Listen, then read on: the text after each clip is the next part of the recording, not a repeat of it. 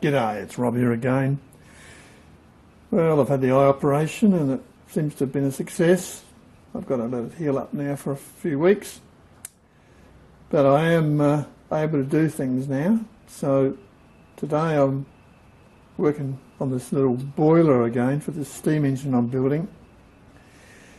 And I had it vertical. I'm going horizontal the same as on the wobbler one, so that seemed to work the best. This is the boiler from the wobbler, so that will sit under it like that. And I'm going to have a single support at one end. This is some old scrap steel off of something, but it should be alright. I should be able to work it. Not sure which way I'll go with it yet. We'll go this way. And then a brass bolt will come in through this, screw into the end of that, which was previously a filler plug because it was vertical, but now it's going to be a locating bolt. And that, with the pipe on it, it should be rigid enough to do the job. I don't think it's going to vibrate. This is pretty high tensile steel, pretty stiff, and if it does vibrate I can easily put another support up the other end. So what are we going to do today? Well, today we're going to clean up this end, which is a bit messy, and I'm going to braze a washer onto that, which will cover the holes, which will go to the inside, drill it out, the bolt will go through into that, and that will locate the whole thing. And I just thought I'd show you how I would do this, because anyone that's new to brazing is extremely useful because you can do a beautiful clean job with it. You know, if you were to try and electric weld that, you're going to get a horrible bloody bead around it, and with MIG you might get something half presentable, but if you use gas, if you use manganese bronze, I'll use the bullfinch LPG torch. But you could use MAP gas if you just got MAP gas. If you've got oxy acetylene, well, you can use that, or oxy LPG, be good too. But the bullfinch will do this sort of job easy peasy, and I'll show you how to do it. Now, to do this job you're going to have to rest this on something that won't take a lot of heat away, and you can see what I've been using over the years, just a bit of really light gauge thin walled square section. I'll just clamp it. You clamp it like that, so you've got very little heat loss back through the vise. Got holes in it for bolts to go in, and flat bit for the flat stuff. Well, it's not very flat anymore. It's gotten pretty out of shape over the years. And you think, oh, how come, you know, you're bronzing steel things on a steel base, that'll, you know, stick to it. Now it won't, because it's carbonised and it's rusty.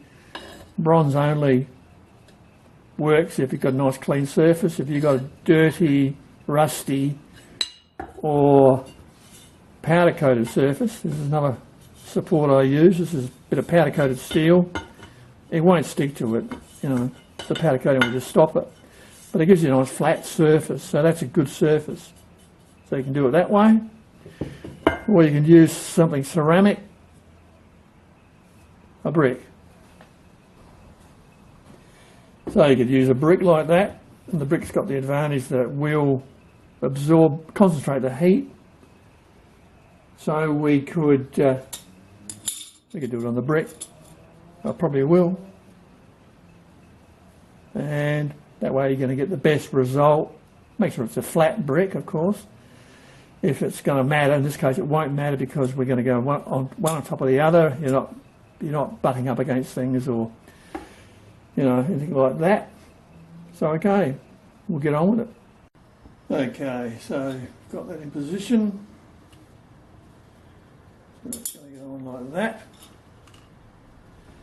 We're using 2mm or 2.5mm manganese bronze brazing rod. We're using brazing flux for bronze, so that will do bronze and copper, brass. This is a number 303 flux. This brand was called Easy 303.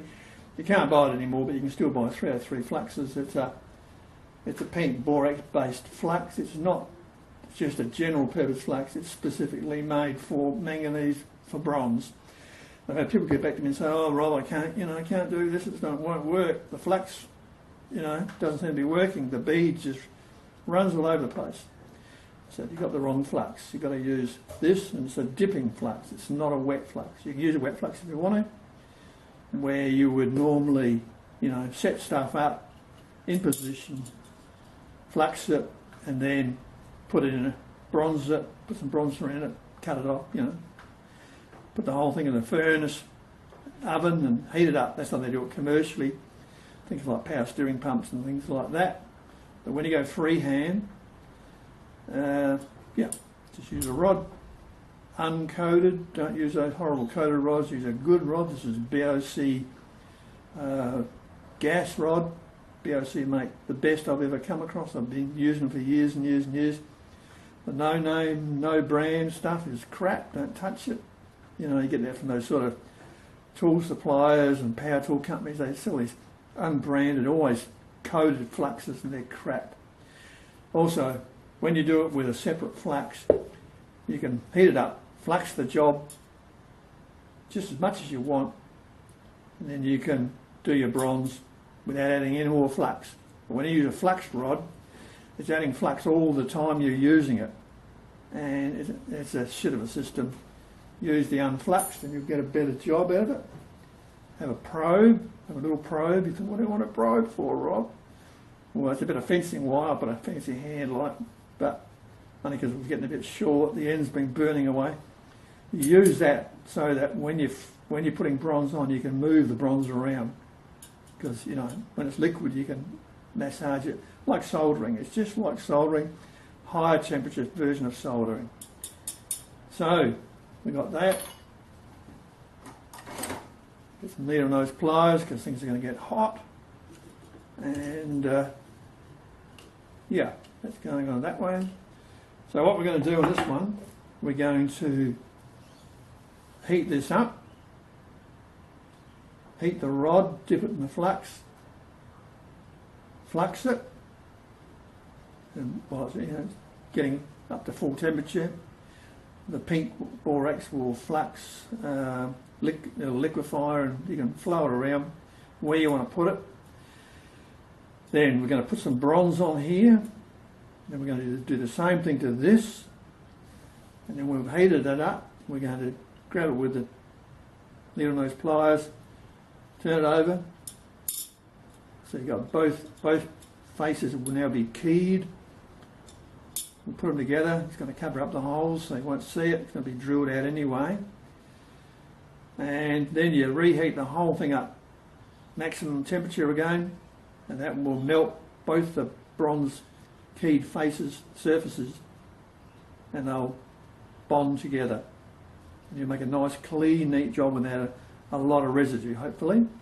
If you try and bronze it by just putting it on there and bronzing around the edge, as you quite often have to do, because you can't do it this way, it'll make a bit of a mess, and there's no guarantee it's going to capillary the full width of the job underneath.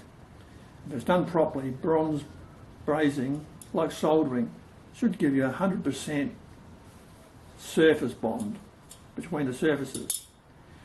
This is where it's superior to electric welding, which only welds around the perimeter, except for spot welding, of course, which is different. And this is why I like using bronze, I like brazing, because it's very non-intrusive, and if things go pear-shaped, you can always heat it up and pull it apart again, and it doesn't erode away your metal like electric arc will. It doesn't burn through. If you're only using LPG or MAP gas, there's no way you're going to melt the steel.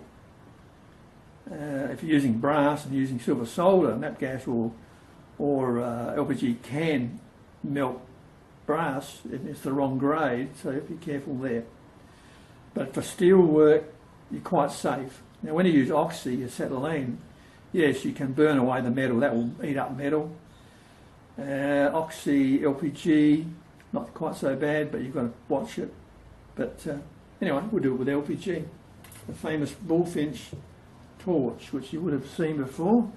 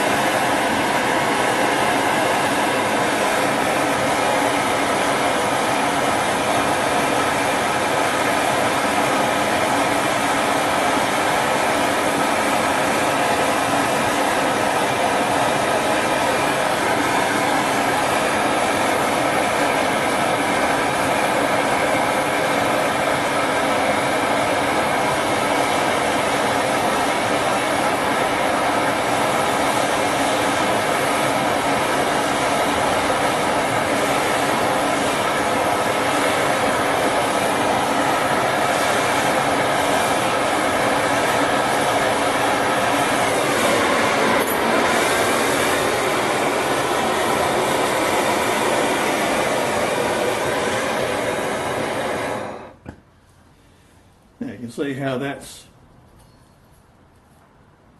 pillated out from underneath. I mean, you're going to have to paint this anyway. There's a little bit of bleed, that's no big deal. You've got 100% bond. We now let this cool down, and then we will drill out for our bolt to go through.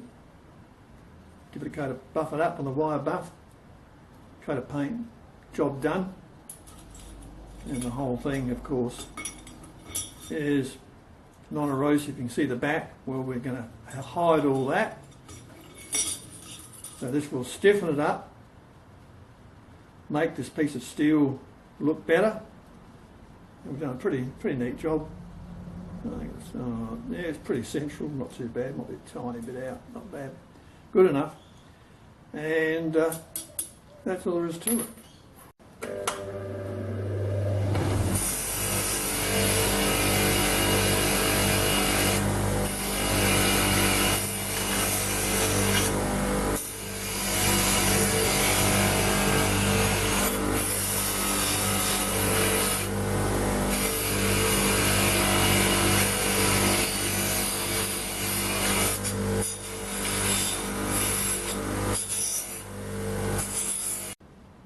And here's the finished job. Turned out pretty neat, I think you'll agree. You won't see the back, they'll be hidden. 100% bond all the way. You would never get that sort of finish with electric arc of any sort.